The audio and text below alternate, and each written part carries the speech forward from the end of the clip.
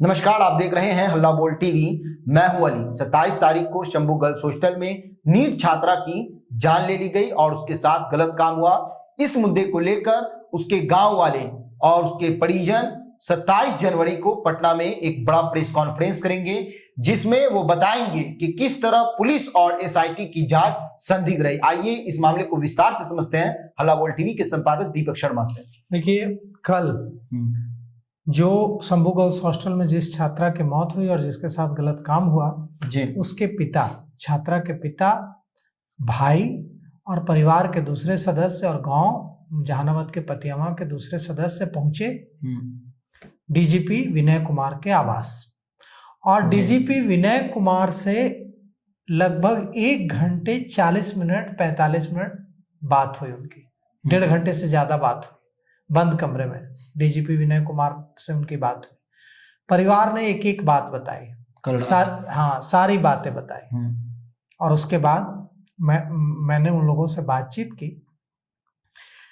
परिवार टूटा हुआ दिख रहा था। हल्ला बोल की टीम ने जब उनसे बात की पीड़िता के पिता से, तो वे टूटे हुए दिख रहे थे और वे कह रहे थे कि जिनको जांच का जिम्मा सौंपा गया है, यानी कि एसआईटी और पुलिस, वो सही तरीके से जांच नहीं कर रहे हैं।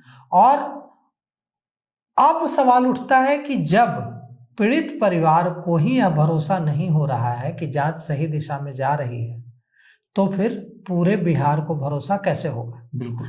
आज मैंने फिर बात की पीड़ित परिवार से, गांव के कुछ जो लोग हैं पतियामा के, उनसे जो कल आए थे।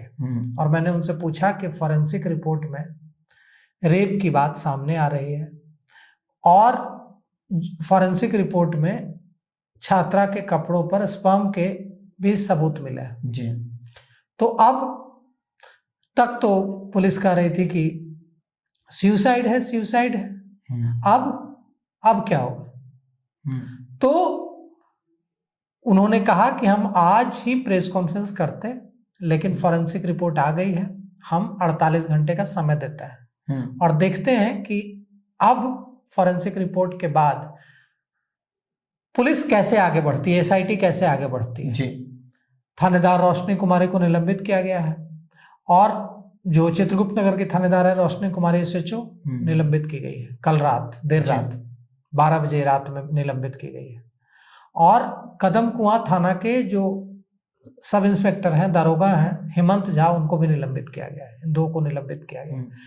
मतलब क्या है? मतलब पुलिस ने पहली बार स्वीकार किया है कि गलती पुलिस के अफसरों से हुई है, तभी तो निलंबित किया गया है। बिल्कुल। निलंबन कोई प्राइज तो नहीं है कि बहुत अच्छा काम किया इसलिए दे दिया।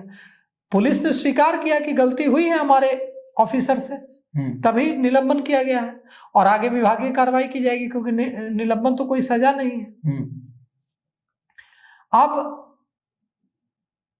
निलंबित किया गया उनको। अब वे जांच में, पहले भी रोशनी कुमारी एसआईटी का हिस्सा नहीं थी, लेकिन वो एसआईटी के साथ घूमते हुए दिख रही थी। यह भी एक बड़ा सवाल है कि जब एसआईटी गठित की गई, एसआईटी से उनको अलग रखा गया, तो वो कैसे घूम रही है। उसके बाद इस पूरे मामले में और भी कई तरह के डाउट्स हैं जी पीड़ित परिवार के मन में। वे 27 जनवरी को पटना आएंगे और पटना आकर एक प्रेस कॉन्फ्रेंस करेंगे और इस प्रेस कॉन्फ्रेंस में सारी बातों को बिहार के लोगों के समक्ष रखेंगे कि क्या कुछ हो रहा है, कैसे जांच हो रही है और कैसे जांच होनी चाहिए जो नहीं हो रही है जी। उन्हें क्यों लगता है कि जांच सही तरीके से नहीं हो रही है, कहाँ चूक हो रही है। और इन सारे सवालों पर बात करेंगे 27 जनवरी को पीड़िता के पिता, भाई और गांव के दूसरे लोग जो परिवार के सदस्य। और उन्होंने यह भी कहा है कि हमने, चूंकि रिपोर्ट देर रात आई है, फॉरेंसिक रिपोर्ट, हम समय भी देना चाहते हैं कि 48 घंटे का समय देना चाहते हैं कि अब तो कम से कम सही दिशा में जांच कीजिए। एसआईटी का जोर जहानाबाद पर था, पटना पर था ही नहीं। एसआईटी का जोर इस पर था कि पीड़ित के परिजनों ने और सवर्ण कमीशन के जो अध्यक्ष हैं महाचंद्र प्रसाद सिंह, वे वहां गए। महाचंद्र प्रसाद सिंह ने आरोप लगाया कि एसआईटी जो है वो सही तरीके से काम नहीं कर रही है, ऐसा मुझे फीडबैक मिला है। वो सवर्ण आयोग के चेयरमैन है, अध्यक्ष है, वो कुछ कहते हैं तो उसका मतलब होता है, वो एक संवैधानिक संस्था के अध्यक्ष हैं। उन्होंने कहा कि मुझे गांव के लोगों ने, पतियावा के लोगों ने बताया कि कोने में ले जाकर गांव के लोगों को धमका रही है एसआईटी के ऑफिसर्स कि जैसा हम कह रहे हैं वैसा बयान दीजिए। छात्रा के कैरेक्टर असैसिनेशन की कोशिश हो रही, चरित्र हनन की कोशिश हो रही जी। तो यह बात बहुत खतरनाक है।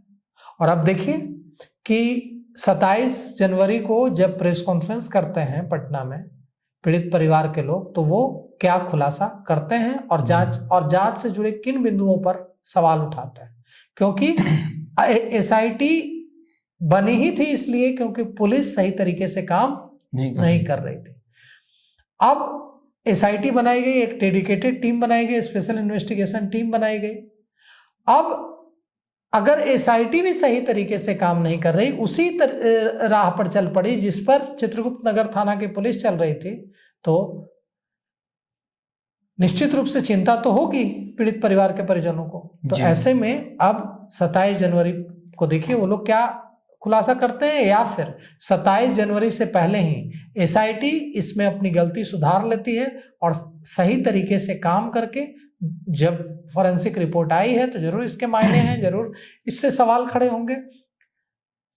लोगों को जिसने भी उसको परेशान किया या उसके साथ गलत काम किया छात्रा के साथ, उसको गिरफ्तार हो सकता है उससे पहले कर लिया जाए।